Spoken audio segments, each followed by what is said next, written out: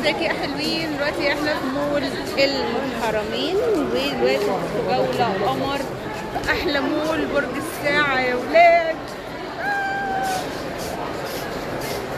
طبعا كل البراندز موجودة هنا. طبعا اول نعومي طبعا يعني حبيب الملايين، وكل الحاجات اللي تصوروها ولا تصوروها في هذا المول العملاق.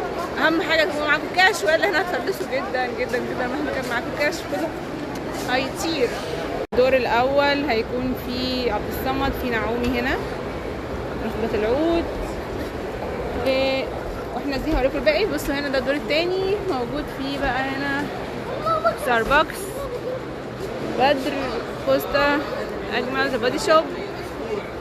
لكن احنا عايزين طبعا في المصباح فوق ده برفيومز. كمان عبد الصمد القرشي موجود في الدور الارضي.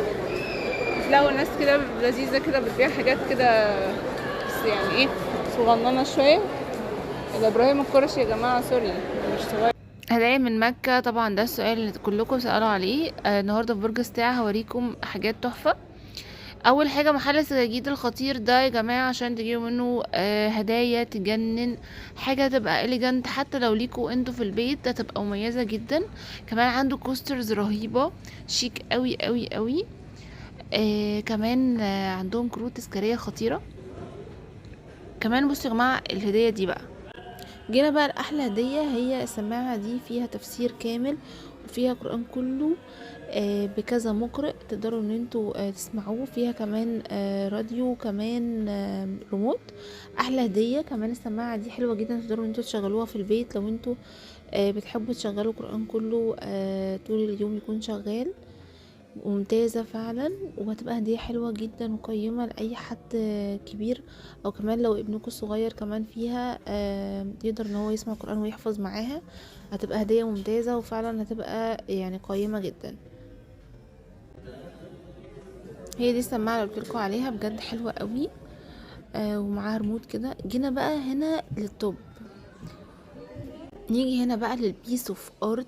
شايفين يا جماعة قد ايه الديكورات دي بيس هاند ميد، تتحط عندكم في الصالون، هتبقى حاجة يعني قيمة جدا ومشرفة.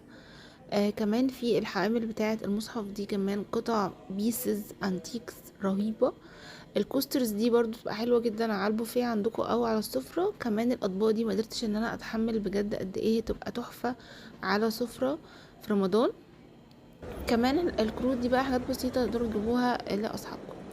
برضو حبيت اوريكم بقى حاجات هنا انسيال، وحاجات صغيرة جدا بقى تبقى سعرها بسيط كمان حلوة، في محل ميموريز في برج الساعة. برضو اشكال سجادات خطيرة تجنن. شايفين كواليتي وماتيريالز. صورة لكم يا جماعة اسم المكان. وكمان في ده في الدور التاني عندهم مباخر الكترونيه خطيره للشعر طبعا وللبيت.